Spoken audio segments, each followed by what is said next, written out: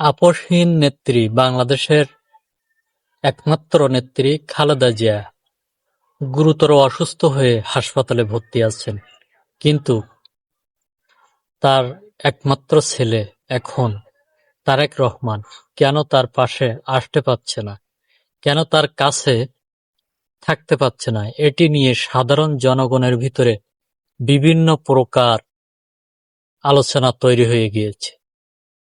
এখন তো সাবেক প্রধানমন্ত্রী স্বৈরশাসক শেখ হাসিনা ক্ষমতায় নাই যে তিনি তারেক রহমান দেশে আসলেই জেরে ভরে দিবেন বা আইনগত ব্যবস্থা নিবেন এবং আইনের অপব্যবহার করবেন, সেই সুযোগ তো এখন নাই।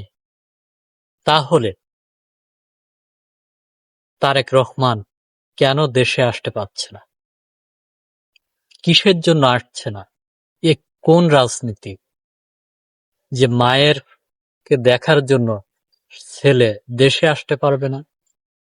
এই রাজনীতি বাংলাদেশের জনগণ দেখতে চায় না। এখন যদি হাসিনা স্বৈরশাসক দেশে থাকতো, তাহলে সাধারণ জনগণ খুব সুন্দরভাবে বলতে পারত বা দলের নেতাকর্মীরাও বলতে পারত যে স্বৈরশাসক এমনভাবে ব্যবস্থা করেছে যে তারেক রহমান দেশে আসলেই তাকে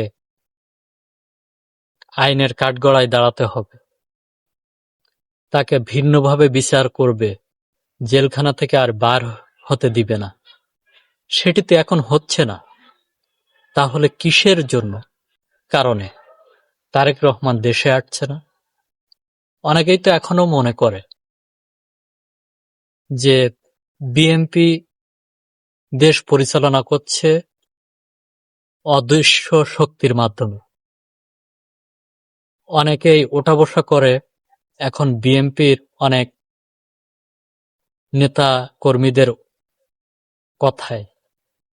তাহলে আপসহীন নেত্রী এখন অসুস্থ, কিন্তু তার দুটি ছেলে, একটি ছেলে তো অনেক আগেই ইন্তেকাল করেছেন, আরেকটি ছেলে আছে 2008 সালে দেশের মাটি থেকে বিদেশে পাড়ি দিয়েছে।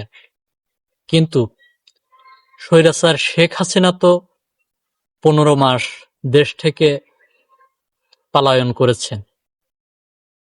এখানে তার তো আর কোনো পাওয়ার নেই যে তারেক রহমান দেশে ফিরলে তার আইনের আওতায় আনবে। তাহলে কিসের জন্য তারেক রহমান এখনো দেশে আসছে না? এটি সাধারণ জনগণের মধ্যে বিভিন্ন প্রকার প্রশ্ন ঘুরপাক খাচ্ছে।